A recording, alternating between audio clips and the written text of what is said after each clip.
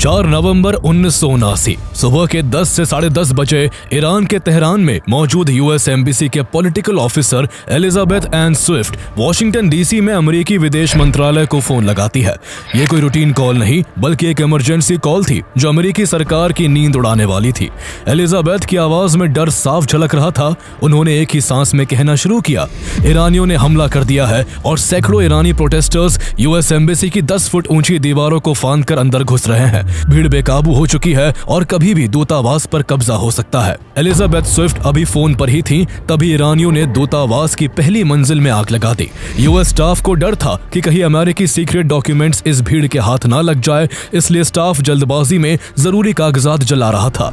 Elizabeth Swift के call कटने से पहले के आखिरी शब्द थे, वी आर गोइंग डाउन। अगले कुछ मिनटों में खुद को इमाम की लाइन के मुस्लिम फॉलोअर्स कहने वाले करीब 400 स्टूडेंट्स प्रोटेस्टर्स ने यूएस एम्बेसी पर कब्जा कर उसमें मौजूद 66 अमेरिकियों को हॉस्टेज बना लिया। उनकी आंखों को पट्टी और हाथों को रस्सी से बांध दिया गया। फिर उनकी तेहरान की गलियों में परेड निकाली गई। पूरी दुनिया की नजरें टीवी स्क्रीन पर टिक गई, जिस पर दिख रहा था कि कैसे इन अमेरिकन डिप्लोमेट्स को ह्यूमिलिएट कर भीड़ उनकी मौत के नारे लगा रही थी। पूरी दुनिया देख रही थी कि जिस सुपर पावर अमेरिका के इशारे पर जो ईरान कभी नाचता था, उसने कैसे अमेरिका को घुटनों पर ला दिया था। लेकिन ऐसा क्या हुआ था जिसके कारण ईरान ने अमेरिकन डिप्लोमेट्स को हॉस्टेज बना लिया? कैसे अमेरिका ने एक फेक हॉलीवुड फिल्म के बहाने अपने कुछ डिप्लोमेट्स को ईरान की कैद से आजाद कराया? क्या था यह पूरा ईरानियन हॉस्टेज क्राइसिस जो 10-12 दिन नहीं पूरे 444 दिनों तक चला और जिसे इतिहास की सबसे बड़ी हॉस्टेज क्राइसिस में से एक माना जाता है? Several hundred young people, mainly students at Tehran University, have taken over the embassy. Iranian students continue to hold more than 50 hostages at the American embassy. The students want the deposed Shah returned to Iran for trial. Mendez and another CIA officer went into Tehran disguised as members of the film crew. That if and when the rescue operation had been commenced, that it had an excellent chance of success. 20वीं सदी की शुरुआत में Iran एक ऐसे मोड़ पर था जहां उसकी पुरानी संस्कृति और मॉडर्निटी का दबाव आपस में टकरा रहे थे। कजर डायनेस्टी, जिसने 1794 से 1925 तक ईरान पर शासन किया था, वो अब कमजोर हो गई थी। इसी के साथ 1925 में एक बड़ा बदलाव हुआ और एक सैन्य अधिकारी रेजा शाह पहलवी ने तख्ता पलट कर सत्ता हथिया ली। उनके शासन में ईरान का तेजी से मॉडर्नाइजेशन हुआ। उन्होंने रेलवे, स्कूल और इंडस्ट्रीज को बढ़ावा दिया और महिलाओं के लिए नकाब पर रेस्ट्रिक्शंस जैसे सेक्युलर रिफॉर्म्स लागू किए। हालांकि जल्द ही उनकी सख्त नीतियों ने ट्राइबल लीडर्स और मौलवियों को नाराज कर दिया। लोगों की नाराजगी का एक कारण यह भी था कि सत्ता बदलने के बावजूद ज्योग्राफिकल इंपॉर्टेंस और ऑयल रिजर्व्स की वजह से ईरान पर ब्रिटेन जैसी विदेशी ताकतों का इंटरफेरेंस बना हुआ था। ब्रिटेन ने यहाँ Anglo Persian oil company establish कर ईरानियन ऑयल पर अपनी मोनोपोली बना ली थी। ब्रिटेन की ईरान में पकड़ इतनी मजबूत थी कि रेजा शाह पहलवी भी ब्रिटेन के सपोर्ट की वजह से ही पावर में आए थे। ब्रिटेन के साथ साथ सोवियत यूनियन भी ईरान को अपने इंटरेस्ट के तौर पर देखता था और यहाँ अपनी पकड़ बनाने में लगा हुआ था। रेजा शाह के लिए सब कुछ ठीक चल रहा था, लेकिन इस बीच जब 1939 में वर्ल्ड वॉर 2 शुरू हुआ तो ब्रिटेन और सोवियत को लगने लगा कि रेजा शाह का झुकाव नाजी जर्मनी की ओर है। इसी के चलते दोनों देश रेजा शाह को गद्दी से हटाकर उनके 21 साल के बेटे मोहम्मद रेजा पहलवी को ईरान का नया शाह बना देते हैं। उन्हें विरासत में एक ऐसा देश मिला जो ट्राइबल डिविजन्स, कॉलोनियल इन्फ्लुएंस और इकोनॉमिक प्रॉब्लम से जूझ रहा था। तेल के बड़े भंडार होने के बावजूद देश में गरीबी चरम पर थी। जिन ईरान रिसोर्सेज का असली फायदा ईरानी लोगों को मिलना चाहिए था, उन्हें विदेशी ताकतों के हाथों लूटा जा रहा था। लेकिन मोहम्मद रेजा पहलवी भी अपने पिता की तरह हाथ पर हाथ रखे सब चुपचाप देखते रहे। लेकिन इस कहानी में एक नया मोड़ तब आया जब 28 अप्रैल 1951 को मोहम्मद मोसादेग ईरान के प्राइम मिनिस्टर बनाए गए। मोसादेग नेशनलिस्ट थे और उन्होंने प्राइम मिनिस्टर बनते ही ईरान के सभी ऑयल रिसोर्सेज को नेशनलाइज कर दिया, जिससे ईरान के ऑयल रिसोर्सेज पर से ब्रिटेन का कब्जा रातों रात खत्म हो गया। इससे मोसादेग ईरान की जनता के हीरो बन गए, लेकिन ब्रिटेन उनसे खुश नहीं था और उन्हें रास्ते से हटाना चाहता था। अब तक अमेरिका भी काफी पावरफुल हो चुका था और वर्ल्ड वॉर 2 के बाद पूरी दुनिया में चल रहे हर कॉन्फ्लिक्ट में अपनी टांग अड़ाने लगा था। ऐसे में अगस्त 1953 में अमेरिका की intelligence agency CIA British agency MI6 के साथ मिलकर मोसादेग को अरेस्ट कर सत्ता से बेदखल करवा देती है, जिससे मोहम्मद रेजा पहलवी फिर से पावर में आ जाते हैं। मोहम्मद रेजा को इस बार ईरान का सिंहासन अमेरिका के रहमो करम पर मिला था, इसलिए वो अमेरिका के इशारों पर नाचने लगे। ईरान की जनता भी शाह को अमेरिका की कठपुतली के रूप में देखने लगी, जिसके बाद शाह और उनकी नीतियों के खिलाफ लोग खुलकर बोलने लगे। विरोध को कम करने के लिए शाह ने 1963 में व्हाइट रेवोल्यूशन को लागू किया, लेकिन लोगों का गुस्सा कम नहीं हो सका। उसी दौरान ईरान में शिया मुस्लिम धर्मगुरु आयतुल्लाह रूहुल्लाह खुमैनी काफी पॉपुलर हो रहे थे और वो शाह की सेक्युलर पॉलिसीज का विरोध करते हुए इसे इस्लामी परंपराओं पर हमला बता रहे थे।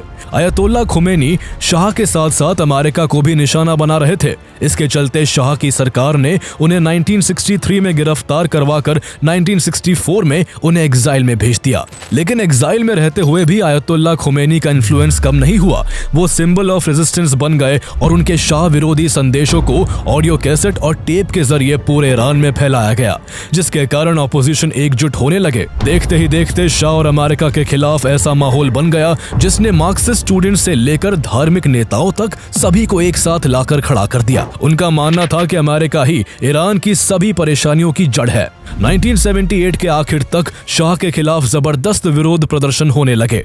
लोगों ने जगह जगह अमेरिकी झंडे जलाने और Shah is the US puppet, down with the Shah जैसे नारे लगाने शुरू कर दिए। शाह उस समय कैंसर से जूझ रहे थे। जब प्रोटेस्ट अनकंट्रोलेबल हो गए तो 16 जनवरी 1979 को मोहम्मद रेजा पहलवी ईरान छोड़कर भाग निकलते हैं। अगले ही महीने 1 फरवरी 1979 को आयतुल्लाह खुमैनी 15 सालों के बाद आखिरकार एग्जाइल से वापस ईरान लौट आते हैं, जिनका करीब 50 लाख लोगों की भीड़ जोरदार स्वागत करती है। कुछ ही दिनों के अंदर ईरान से राजशाही पूरी तरह से खत्म हो जाती है। आयतुल्लाह खुमैनी के सपोर्टर्स मेजर गवर्नमेंट इंस्टीट्यूशंस पर कब्जा कर लेते हैं और ईरान को इस्लामिक रिपब्लिक डिक्लेयर कर देते हैं। ईरान छोड़ने के बाद शाह का बुरा हाल था। वो इजिप्ट, मोरक्को, द बहामास और मेक्सिको जैसे देशों में शरण लेते हैं, लेकिन कैंसर से जूझ रहे शाह की हालत दिन ब दिन खराब होती जा रही थी। शुरुआत में अमेरिकी सरकार शाह को अमेरिका में एंट्री देने से डर रही थी, क्योंकि उन्हें इंटेलिजेंस इनपुट मिले थे कि ऐसा करने से ईरान में अमेरिका के खिलाफ विद्रोह पनप सकता है। लेकिन अक्टूबर 1979 में पूर्व अमेरिकी विदेश मंत्री हेनरी किसिंजर और बैंकर डेविड रॉकफेलर जैसे लोगों के दबाव में अमेरिका के प्रेसिडेंट जिमी कार्टर शाह को मेडिकल इलाज के लिए अमेरिका आने की इजाजत दे देते हैं। जैसा डर था वही हुआ। तेहरान में बड़े पैमाने पर प्रदर्शन भड़क उठते हैं और लोग डेथ टू अमेरिका के नारे लगाने लगते हैं। ईरान में शाह मोहम्मद रजा पहलवी के खिलाफ इतनी नाराजगी थी कि आयतुल्लाह खुमैनी के नेतृत्व वाली इस्लामिक सरकार ने अमेरिका से साफ शब्दों में कहा कि वो शाह को ईरान के हवाले कर दे, लेकिन अमेरिका ने ऐसा करने से इनकार कर दिया। इसके बाद प्रदर्शन करने वाले लोग आग बबूला हो गए। प्रोटेस्ट अब सिर्फ नारों तक ही सीमित नहीं रहा, बल्कि प्रोटेस्टर्स तेहरान में मौजूद यूएस एम्बेसी को भी निशाना बनाने के लिए इकट्ठा होने लगते हैं। यूं तो 14 फरवरी 1979 को भी प्रोटेस्टर्स ने यूएस एम्बेसी में घुसने की कोशिश की थी, मगर तब सैनिकों की मदद से उन्हें रोक लिया गया था। लेकिन इस बार हालात अलग थे। 4 नवंबर 1979 को सुबह करीब 10 बजे तक लगभग 400 ईरानियन स्टूडेंट्स अमेरिकी दूतावास के बाहर जमा हो जाते हैं, जो खुद को आयतुल्लाह खुमैनी के फॉलोअर्स बता रहे थे। कुछ ही देर में एम्बेसी के बाहर बढ़ती ये भीड़ बेकाबू होकर यूएस एम्बेसी की 10 फुट ऊंची दीवारें फांद जाती है। उस समय वहां अमेरिकी मरीन गार्ड्स की छोटी टुकड़ी भी मौजूद थी, लेकिन उनको गोली चलाने के आदेश नहीं थे। अमेरिकी प्रेसिडेंट जिमी कार्टर चाहते थे कि मामला बिना किसी बड़ी हिंसा के सुलझ जाए और डिप्लोमेटिक सॉल्यूशन निकालना आसान रहे, लेकिन ईरानियों का गुस्सा इतना बढ़ गया था कि वो अमेरिकी दूतावास की पहली मंजिल में आग लगा देते हैं। इसके कुछ देर बाद वो 27 एकड़ में फैले यूएस एम्बेसी पर कब्जा कर वहां मौजूद 66 अमेरिकियों को बंधक बना लेते हैं, जिनमें diplomats, counsellor officers, administrative staff और मरीन गार्ड्स शामिल थे। 66 अमेरिकन को हॉस्टेज बनाने के बाद प्रोटेस्टर्स पहले उनकी आंखों पर पट्टी बांधते हैं, फिर उनके हाथों को पीछे कस के रस्सी से बांधते हैं और फिर हजारों लोगों की भीड़ के बीच तेहरान की गलियों में उन्हें कैमरों के सामने परेड कराने लगते हैं। चारों तरफ इन अमेरिकन हॉस्टेजेस को मौत की सजा देने के नारे गूंजने लगते हैं। अमेरिका विरोधी भावनाओं से भरे इन स्टूडेंट्स ने अमेरिकी दूतावास पर जासूसी का आरोप लगाते हुए इसे क्रांति के खिलाफ साजिश रचने वाला जासूसों का अड्डा करार दे दिया। ज्यादातर स्टूडेंट्स तेहरान यूनिवर्सिटी और शरीफ यूनिवर्सिटी से थे और अमेरिका के खिलाफ लंबे समय से पनप रही भावनाओं से भरे हुए थे। प्रधानमंत्री मोसादेक का तख्ता पलट और शाह को मिला अमेरिकी समर्थन उनके इस गुस्से की जड़ था। उनके प्रोटेस्टर्स को अयतुल्ला खुमैनी की साइलेंट अप्रूवल मिली हुई थी। अयतुल्ला खुमैनी ने न केवल इस कब्जे का समर्थन किया बल्कि उन्होंने इसे राजशाही के तख्ता पलट से भी बड़ा रेवोल्यूशन बताया। ईरान अब अमेरिका को तड़पते हुए देखना चाहता था। हालांकि कुछ दिन बाद ही थोड़ी रहमदिली दिखाते हुए खुमैनी के ऑर्डर्स पर 66 बंधकों में से 13 लोगों को 17 नवंबर 1979 तक रिहा कर दिया गया। कुछ टाइम बाद एक और हॉस्टेज को किसी बीमारी की वजह से छोड़ दिया गया। इन 14 हॉस्टेजेस में महिलाएं, अफ्रीकन अमेरिकन और गैर अमेरिकी नागरिक शामिल थे। लेकिन अब भी ईरान के कब्जे में 52 हॉस्टेजेस बचे हुए थे। इन सभी हॉस्टेजेस की आंखों पर पट्टी और हाथों को रस्सियों या हथकड़ियों से बांधकर अलग अलग जगहों पर रखा जाता है। उन्हें इस हाल में कमरों के बीच घुमाया जाता है ताकि वो हर वक्त कंफ्यूज रहे। कुछ के हाथ इतनी कसकर बांधे गए कि उनका ब्लड फ्लो भी रुक गया। उन्हें अपने साथी बंधकों से बात करने की इजाजत नहीं थी। उनके हाथों से रस्सी बस तब खोली जाती जब उन्हें खाना दिया जाता या उन्हें बाथरूम जाना होता। हॉस्टेज बनाने वाले स्टूडेंट प्रोटेस्टर्स उनसे कहते कि उन्हें अमेरिकियों से नहीं बल्कि अमेरिका की सरकार से नफरत है। इस हॉस्टेज क्राइसिस की शुरुआत में उन्हें मॉक एक्सिक्यूशंस का भी सामना करना पड़ा। इसके अलावा उनकी कनपट्टी पर बंदूक रखी जाती और उनसे CIA की कथित गतिविधियों के बारे में सख्त पूछताछ की जाती। ये सब बार बार रिपीट किया जाता ताकि हॉस्टेजेस टूट जाए और उन्हें अगर कुछ भी पता हो तो वो उनके सामने सब खोल कर रखते। इस दौरान हॉस्टेजेस का बाहरी दुनिया से कांटेक्ट ना के बराबर था। उन्हें कभी कभार बस सेंसर किए हुए फैमिली लेटर्स मिल पाते थे। इतने बुरे हाल में जहां कई हॉस्टेजेस कई हेल्थ प्रॉब्लम्स का शिकार हो गए तो वही उन पर मेंटल प्रेशर भी काफी ज्यादा बढ़ गया। उन्हें अकेलापन सताने लगा। दिन में उनके आगे ईरानी लोग बंदूक ताने खड़े होते और रात में उन्हें मुश्किल से कुछ घंटों की नींद नसीब हो पाती और उसमें भी उन्हें मौत के डरावने सपने आते। उनको कोई आइडिया नहीं था कि वो यहाँ से कब आजाद हो पाएंगे, वो वापस अपने देश कभी लौट भी पाएंगे या नहीं। ये सवाल भी उनको पल पल खा रहा होता है। इन सब में कुछ हॉस्टेजेस का तो हौसला इतना टूट गया कि वो आत्महत्या करने की कोशिश भी करते हैं। उन्हें बच निकलने की अब कोई भी उम्मीद नजर नहीं आ रही थी। इस हॉस्टेज क्राइसिस की चर्चा दुनिया भर में हो रही थी और न्यूज चैनल्स पर हर दिन यही खबर चल रही थी। सबके मन में यही सवाल था कि अपने नागरिकों को छुड़ाने के लिए अमेरिका क्या करने वाला है। अमेरिका ने शुरुआत में बातचीत से प्रॉब्लम को सॉल्व करने की कोशिश की। अमेरिका की उस समय के ईरानियन प्राइम मिनिस्टर मेहदी बजारगान की प्रोविजनल गवर्नमेंट के साथ इनिशियल नेगोशिएशंस चल रही थी। लेकिन ये नेगोशिएशंस तब फेल हो गई जब उन्होंने अयतुल्ला खुमैनी के बढ़ते इन्फ्लुएंस और स्टूडेंट्स को कंट्रोल करने में नाकाम रहने के कारण 6 नवंबर 1979 को इस्तीफा दे दिया। बात बिगड़ती देख जिमी कार्टर ने ईरानियन सरकार से बातचीत के लिए former attorney general Ramsey Clark को तेहरान भेजा, लेकिन खुमैनी ने उनसे मिलने से इनकार कर दिया। इससे अमेरिकी राष्ट्रपति जिमी कार्टर के ऊपर लगातार दबाव बढ़ता जा रहा था। अगले साल अमेरिका में चुनाव था और ये हॉस्टेज क्राइसिस उनकी प्रेसिडेंसी को डिफाइन करने वाला था। इसी दबाव के चलते जिमी कार्टर US बैंक्स में जमा $12 बिलियन के ईरानी एसेट्स को फ्रीज कर देते हैं और ईरानियन ऑयल इंपोर्ट्स पर बैन लगा देते हैं, जिससे ईरान पर इकोनॉमिक प्रेशर बढ़ने लगा। अमेरिका में ईरान के सभी 183 डिप्लोमेट्स को भी हटा दिया जाता है। यहाँ तक कि UN की सिक्योरिटी काउंसिल भी प्रस्ताव पारित कर ईरान को 7 जनवरी 1980 तक की मोहलत देती है कि वो अमेरिकन हॉस्टेजेस को रिहा करे, वरना उस पर कई तरह के प्रतिबंध लगा दिए जाएंगे। लेकिन फिर भी ईरान हॉस्टेजेस को छोड़ने के लिए राजी नहीं होता है। इससे अमेरिका गुस्से में 7 अप्रैल 1980 को ईरान के साथ सभी डिप्लोमेटिक रिलेशंस तोड़ देता है। लेकिन ईरान को इससे भी कोई फर्क नहीं पड़ता। अब तक अयतुल्ला खुमैनी ईरान के सुप्रीम लीडर बन चुके थे, जो अमेरिका के साथ सख्ती बरतने में कोई भी कसर नहीं छोड़ना चाहते थे। 4 नवंबर 1979 को जब ईरानियन स्टूडेंट्स अमेरिकी दूतावास को अपने कब्जे में ले रहे थे, उसी बीच 6 American diplomats Robert Anders, Cora Lijek, Mark Lijek, Joseph Stafford, Kathleen Stafford और ली शैट्स US एम्बेसी के एक साइड एग्जिट से भाग निकले थे और हॉस्टेज बनने से बच गए थे। शुरू में वो ब्रिटिश एम्बेसी में शरण लेना चाहते थे, लेकिन उनकी ये कोशिश नाकाम रही क्योंकि वहां भी प्रोटेस्ट चल रहे थे। इस बीच किसी तरह से भागे हुए अमेरिकन डिप्लोमेट्स ने ईरान में मौजूद कैनेडियन एम्बेसी के डिप्लोमेट से कांटेक्ट किया।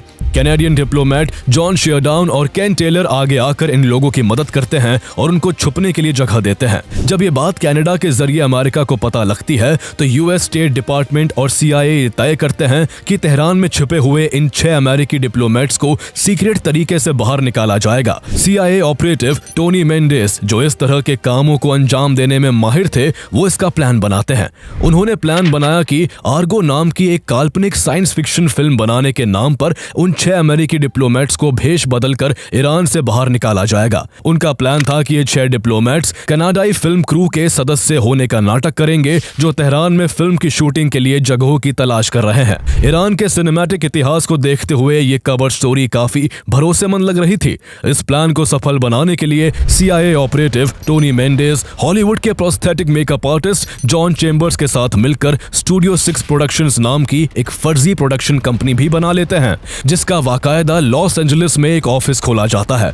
इसके बाद आर्गो के लिए एक स्क्रिप्ट भी तैयार की जाती है जिसमें एक हीरो युद्धग्रस्त इलाके में रेफ्यूजीज को बचाता है। फिल्म का प्लॉट डिप्लोमेट्स की स्थिति से मिलता जुलता था। ईरानियों को झांसे में लाने के लिए वैरायटी और दी हॉलीवुड रिपोर्ट्स जैसे अखबारों में इस फिल्म के एडवर्टीजमेंट्स छपवाए जाते हैं और पोस्टर्स, स्टोरी बोर्ड्स और प्रेस किट भी बनाए जाते हैं। इसके बाद जनवरी 1980 में कैनेडियन पार्लियामेंट उन 6 लोगों के लिए कैनेडियन पासपोर्ट्स जारी करने की सीक्रेट अप्रूवल दे देती है। अब प्लान को एग्जीक्यूट करने की बारी थी। इसके लिए 25 जनवरी 1980 को टोनी मेंडेस और एक और CIA ऑपरेटिव जिसका कोड नेम जूलियो था, उन 6 लोगों के फर्जी पासपोर्ट्स के साथ तेहरान पहुंच जाते हैं। टोनी मेंडेस अपने साथ कुछ props, business cards, film magazines और आर्गो मूवी की स्क्रिप्ट की कॉपी लेकर गए थे ताकि कवर स्टोरी मजबूत लगे। वहां पहुंचने के बाद वो 2 दिन तक कैनेडियन डिप्लोमेट जॉन शेयरडाउन के घर पर सभी 6 डिप्लोमेट्स को ट्रेन करते हैं। उन्हें फिल्म इंडस्ट्री का जार्गन, कैनेडियन एक्सेंट और उनकी बैक स्टोरीज सिखाई जाती है। सभी को उनके रोल्स बहुत अच्छे से समझाए जाते हैं। रॉबर्ट एंडर्स को डायरेक्टर, कोरा लाइजेक को स्क्रीन राइटर, मार्क लाइजेक को ट्रांसपोर्टेशन कोऑर्डिनेटर, जोसेफ स्टैफर्ड को एसोसिएट प्रोड्यूसर, कैथलीन स्टैफर्ड को सेट डिजाइनर और ली शैट्स को कैमरामैन का रोल प्ले करना था। डिप्लोमेट्स नर्वस होने के बावजूद अपने रोल्स के लिए तैयार हो रहे थे। उन्हें पता था कि एक भी गलती प्लान को फेल कर सकती है और उनकी जिंदगी खतरे में पड़ सकती है। अपने अपने रोल में ढलकर 27 जनवरी 1980 को ये सभी 6 अमेरिकन डिप्लोमेट्स मेंडेस और जूलियो के साथ ज्यूरिक जाने वाली स्विस एयर फ्लाइट के लिए मेहराबाद एयरपोर्ट पर पहुंच जाते हैं।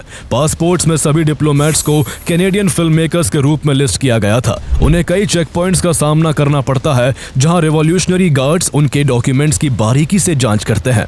जांच के दौरान जब गार्ड्स बहुत गौर से उनके पासपोर्ट्स को देख रहे होते हैं जिन पर फेक ईरानी वीजा लगे थे, तो उन लोगों की टेंशन बढ़ने लगती है। उन्हें डर था कि कहीं पकड़ ना लिए जाए, लेकिन किसी तरह से उनके पासपोर्ट्स जांच में पास हो गए। इसके बाद 28 जनवरी की अर्ली मॉर्निंग वो फ्लाइट में सवार होते हैं और किसी भी तरह के शक से बचने के लिए वो अलग अलग बैठ जाते हैं। जैसे ही प्लेन उड़ान भरकर तुर्की के एयर स्पेस में घुसा, डिप्लोमेट्स की सांस में सांस आ गई। उन्होंने शैंपेन के साथ अपने बच निकलने का जश्न मनाया। ज्यूरिक में US ऑफिशियल्स ने उनका स्वागत किया और बाद में उन्हें जर्मनी के फ्रैंकफर्ट में US मिलिट्री बेस पर ले जाया गया। इस ऑपरेशन की कामयाबी को सीक्रेट रखा जाता है ताकि ईरान में कैनेडियन डिप्लोमेट्स को किसी दिक्कत का सामना ना करना पड़े। 27 जनवरी 1980 को कनाडा ने भी तेहरान में अपनी एम्बेसी बंद कर दी और एम्बेसडर केन टेलर समेत उनके स्टाफ को वापस बुला लिया गया। बाद में जब इस सीक्रेट ऑपरेशन का खुलासा हुआ तो कनाडा को ग्लोबली काफी तारीफ मिली और कैनेडियन एम्बेसडर केन टेलर को US कांग्रेशनल गोल्ड मेडल से सम्मानित किया गया। इस तरह अमेरिका अपने 6 डिप्लोमेट्स को तो ईरान से निकालने में कामयाब हो गया था, लेकिन जिन 52 अमेरिकन को ईरान ने बंधक बना रखा था उनका अब भी बुरा हाल था। उन 52 हॉस्टेजेस के लिए एक एक दिन भारी गुजर रहा था। उन्हें नहीं पता था कि वो कभी आजाद हो भी पाएंगे या नहीं। अगर बात बिगड़ी तो उन्हें किस तरह की सजा दी जा सकती है, ये ख्याल भी उन्हें सोने नहीं देता था। जब ईरान में ये हॉस्टेज क्राइसिस काफी लंबा खिंच गया और अमेरिका के डिप्लोमेटिक एफर्ट्स फेल होने लगे तो US प्रेसिडेंट जिमी कार्टर की गवर्नमेंट पर डोमेस्टिक प्रेशर काफी बढ़ गया। जिमी कार्टर चाहकर भी कोई सैन्य कार्रवाई भी नहीं कर सकते थे क्योंकि ईरान ने खुली धमकी दी थी कि अगर अमेरिका ने किसी भी तरह की सैन्य कार्रवाई की तो वह अमेरिकी दूतावास में आग लगाकर सभी बंधकों को मार डालेंगे। अप्रैल 1980 तक जिमी कार्टर की सरकार पूरी तरह से हताश और निराश हो चुकी थी। ऐसे में राष्ट्रपति जिमी कार्टर आखिरकार एक रिस्की कदम उठाने का फैसला करते हैं। 11 अप्रैल 1980 को नेशनल सिक्योरिटी काउंसिल की मीटिंग में वो एक मिलिट्री रेस्क्यू ऑपरेशन की प्लानिंग को हरी झंडी देते हैं जिसे ऑपरेशन ईगल क्लॉ नाम दिया गया। यह मिशन डेल्टा फोर्स का पहला बड़ा ऑपरेशन होने वाला था जिसे कर्नल चार्ल्स बेकविथ ने प्लान किया था। प्लान ये था कि 8 RH-53D सी स्टालियन हेलीकॉप्टर्स और 6 C-130 ट्रांसपोर्ट प्लेन्स अलग अलग रास्तों से उड़ान भरकर ईरान में एक डेजर्ट लैंडिंग साइट पर मिलेंगे, जिसे डेजर्ट 1 कोड नेम दिया गया था। ये जगह तेहरान से लगभग 200 मील दूर थी। प्लान था कि यहीं पर हेलीकॉप्टर्स को C-130 से रिफ्यूल किया जाएगा और ट्रूप्स को एक दूसरी लोकेशन डेजर्ट 2 पर ले जाया जाएगा। इसके बाद वहां से अगली रात हॉस्टेजेस को छुड़ाने के लिए एक्चुअल रेस्क्यू रेड लॉन्च होगा। इस मिशन में डेल्टा फोर्स को CIA की इन कंट्री टीम भी सपोर्ट करने वाली थी। पेपर पर जो मिशन काफी कमाल का लग रहा था, वो असल में शुरू होते ही गड़बड़ाने लगता है। मिशन के लिए 8 हेलीकॉप्टर्स भेजे गए थे, लेकिन डेजर्ट 1 तक सिर्फ 5 हेलीकॉप्टर्स ही ऑपरेशनल हालत में पहुंच पाते हैं। उस दिन ईरान के रेगिस्तान में इतनी जोर की आंधी आई थी कि जहां कोई हेलीकॉप्टर धूल में फंस गया तो कोई हाइड्रोलिक प्रॉब्लम के चलते खराब हो गया। ऐसे में डेजर्ट 1 पर अब सिर्फ 5 हेलीकॉप्टर्स थे और ये पहले से तय था कि अगर 6 से कम हेलीकॉप्टर बचे तो मिशन को आगे नहीं बढ़ाया जाएगा। जब ये खबर वॉशिंगटन पहुंची तो प्रेसिडेंट जिमी कार्टर और उनके नेशनल सिक्योरिटी एडवाइजर ब्रेजिजेंस्की ये पूछते हैं कि क्या 5 हेलीकॉप्टर्स के साथ मिशन जारी रह सकता है। मौके पर मौजूद Delta Force commander colonel Charlie Beckwith इस बात पर नाराज हो गए कि जब उन्होंने 3 महीने पहले जनवरी में ही साफ कर दिया था कि 6 हेलीकॉप्टर्स के बिना अभियान को आगे नहीं बढ़ाया जा सकेगा, तो इस बारे में इतनी बहस क्यों हो रही है। आखिर में चार्ली बेकविथ को चिल्लाकर कहना पड़ा, नो वे। इसके बाद इस मिशन को यहीं पर कैंसिल कर दिया जाता है। सभी विमान वापस की ओर उड़ने लगते हैं, लेकिन तभी एक बड़ा हादसा हो जाता है। जब ट्रूप्स वापस लौटने की तैयारी कर रहे थे, तभी एक हेलीकॉप्टर एक EC-130 एयरक्राफ्ट से टकरा जाता है, जिससे एक जबरदस्त एक्सप्लोजन होता है। धमाका इतना जोर का था कि ऐसा लगता है जैसे रात में वहां सूरज उगाया हो। इस ट्रैजिक एक्सीडेंट में 8 US सोल्जर्स की जान चली जाती है। ये नाकामी इतनी बड़ी थी कि सैनिकों को अपने हेलीकॉप्टर्स और अपने साथियों की डेड बॉडीज को वही छोड़कर वापस लौटना पड़ता है। इस डिजास्टरस फेलियर ने न सिर्फ अमेरिका की साख को गहरी चोट पहुंचाई, बल्कि जिमी कार्टर की पॉलिटिकल रेपुटेशन को भी मिट्टी में मिला दिया। ईरानी लोगों को ऑपरेशन साइट से अमेरिकी जवानों की डेड बॉडीज मिल गई, जिन्हें उन्होंने वापस अमेरिका भिजवा दिया। इसके बाद ईरान ने और भी सख्ती बरतते हुए बंधकों को अलग अलग सिटीज में फैला दिया, ताकि भविष्य में कोई और रेस्क्यू अटेम्प्ट कभी कामयाब ना हो सके। वो 52 हॉस्टेजेस अब भी किसी चमत्कार के होने का इंतजार कर रहे थे, ताकि वो अपने घर वापस जा सके। दूसरी तरफ हॉस्टेज क्राइसिस ईरान की इंटरनल पावर स्ट्रगल का भी टूल बन चुका था। अयतुल्ला खुमैनी ने इसका इस्तेमाल अपनी अथॉरिटी को मजबूत करने के लिए किया। उन्होंने बजारगान और 1980 में प्रेसिडेंट बने अबोल हसन बनी सद्र जैसे नेताओं को साइडलाइन कर दिया। शुरुआत में इंडिपेंडेंटली काम कर रहे स्टूडेंट्स अब धीरे धीरे अयतुल्ला खुमैनी के एजेंडा के प्रॉक्सी बन गए थे। उन्होंने इस हॉस्टेज क्राइसिस को लंबा खींचा ताकि रेवोल्यूशनरी सपोर्ट जुटाकर राइवल्स को कमजोर किया जा सके। American hostages Iranian political power struggle में मोहरे बन चुके थे। कट्टरपंथी उन्हें जासूसों के तौर पर ट्रायल करने की वकालत कर रहे थे, जबकि मॉडरेट्स इकोनॉमी को स्टेबलाइज करने के लिए नेगोशिएशंस पर जोर दे रहे थे। इसी दौरान इराक में सद्दाम हुसैन का राज था, जो ईरान में चल रहे उथल पुथल को एक मौके के तौर पर देख रहे थे। उन्होंने 1979 में ही इराक की सत्ता संभाली थी और ईरान में आई इस्लामिक क्रांति उनके लिए एक बड़ा खतरा थी। इराक में शिया कम्युनिटी की मेजॉरिटी थी और सद्दाम हुसैन सुन्नी थे। ऐसे में उनको डर था कि अयतुल्ला खुमैनी की क्रांतिकारी बातें उनके अपने देश के शिया मुस्लिमों को भड़का सकती है। इसी बीच ईरान में चल रहे हॉस्टेज क्राइसिस की वजह से ईरान दुनिया से लगभग अलग थलग पड़ गया था और उसकी सेना भी कमजोर हो चुकी थी। सद्दाम ने इसे ईरान पर हमला करने का सही समय समझा। इसके बाद 22 सितंबर 1980 को इराक ईरान पर हमला कर देता है और यहीं से ईरान इराक वॉर शुरू हो जाता है। ये युद्ध हॉस्टेज क्राइसिस को सुलझाने के लिए ईरान की प्रायोरिटीज को चेंज कर देता है और ईरान पर क्राइसिस को सुलझाने का दबाव बढ़ जाता है। अब ईरान हॉस्टेजेस को बार्गेनिंग चिप के रूप में देख रहा था, ताकि वो अमेरिका से अपने फ्रोजन एसेट्स वापस पा सके और इराक का मुकाबला करने के लिए हथियार खरीद सके। हॉस्टेज क्राइसिस का इम्पैक्ट 1980 के US प्रेसिडेंशियल इलेक्शन पर भी पड़ता है। प्रेसिडेंट जिमी कार्टर का जिस तरह से डिप्लोमेटिक फेलियर हुआ था और ऑपरेशन ईगल क्लॉ डिजास्टर रहा था, वो इलेक्शंस में सेंट्रल इशू बन गया। Republican candidate Ronald Reagan Jimmy Carter को कमजोर कहकर उनको क्रिटिसाइज करते हैं और खुद प्रेसिडेंट बनने के बाद ईरान पर सख्त रवैया अपनाने का वादा करते हैं। पब्लिक फ्रस्ट्रेशन की वजह से जिमी कार्टर का सपोर्ट काफी कम हो गया, जिसके चलते 4 नवंबर 1980 को हॉस्टेज क्राइसिस की 1 साल की एनिवर्सरी पर रोनाल्ड रीगन जबरदस्त जीत हासिल करते हैं। इस तरह हॉस्टेज क्राइसिस ने जिमी कार्टर की सत्ता को उखाड़ फेंका था। हालांकि बाद में रोनाल्ड रीगन के ऊपर अक्टूबर सरप्राइज के इल्जाम सामने आए, जिनमें कहा गया कि रीगन के कैंपेन ने इलेक्शन के बाद तक हॉस्टेजेस की रिहाई टालने के लिए ईरान के साथ सीक्रेट एग्रीमेंट किया था। हालांकि बाद में हुई कांग्रेशनल इन्वेस्टिगेशन में इसका कोई सबूत नहीं मिला। इस दौरान जब वॉर और सैंक्शन से जूझ रहा ईरान अपने फ्रोजन एसेट्स तक पहुंचना चाहता था, उसी बीच 27 जुलाई 1980 को शाह मोहम्मद रेजा पहलवी की मौत हो जाती है। इससे उनके एक्स्ट्राडिशन वाली मांग पॉइंटलेस और इररेलेवेंट हो गई। ऐसे में हॉस्टेज क्राइसिस के खत्म होने की उम्मीद और भी बढ़ गई, क्योंकि अमेरिका और ईरान के डिप्लोमेटिक रिलेशंस टूट गए थे। इसलिए यूएस अल्जीरिया के जरिए इस क्राइसिस को खत्म करने के लिए बातचीत की शुरुआत कर देता है। शाह मोहम्मद रेजा पहलवी की मौत के बाद ईरान भी समझौता करने के लिए तैयार था। इसलिए 12 सितंबर 1980 को ईरान के सुप्रीम लीडर आयतुल्लाह खुमैनी कुछ शर्तों के साथ हॉस्टेजेस को रिहा करने के लिए तैयार हो जाते हैं। वो शर्त रखते हैं कि अमेरिका शाह की सारी संपत्ति और ईरान की जब्त की गई संपत्ति को वापस ईरान को लौटाएगा और ईरान में किसी भी तरह का हस्तक्षेप न करने की गारंटी देगा। इसके बाद 19 जनवरी 1981 को अल्जीयर्स अकॉर्ड्स पर साइन होते हैं, जिसके तहत अमेरिका ईरान की सभी शर्तें मान लेता है। खास बात यह है कि समझौता जिमी कार्टर के व्हाइट हाउस में रहते हुए हुआ था, लेकिन ईरान जिमी कार्टर को इस हॉस्टेज क्राइसिस के खत्म होने का क्रेडिट नहीं देना चाहता था। इसलिए उसने हॉस्टेजेस को 20 जनवरी 1981 को रिहा किया, जिस दिन रोनाल्ड रीगन ने अमेरिका के राष्ट्रपति पद की शपथ ली। जब हॉस्टेजेस 444 दिन बाद ईरान की कैद से आजाद होकर वापस अमेरिका लौटे,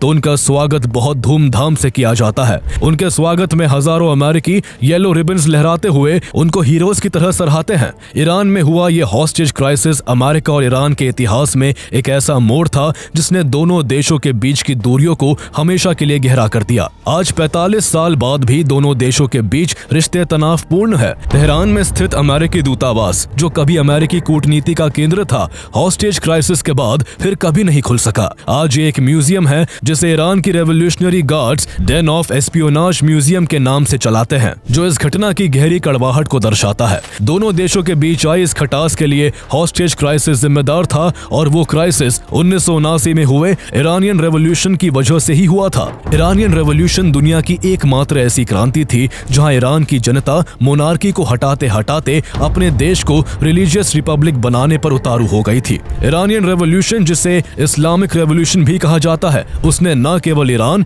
बल्कि वेस्ट एशिया को भी हमेशा हमेशा के लिए बदल कर रख दिया। अगर आप ईरानियन रेवोल्यूशन 1979 की फुल स्टोरी जानना चाहते हैं तो आप हमारी पिछली वीडियो देख सकते हैं, जिसका लिंक आपको डिस्क्रिप्शन में मिल जाएगा।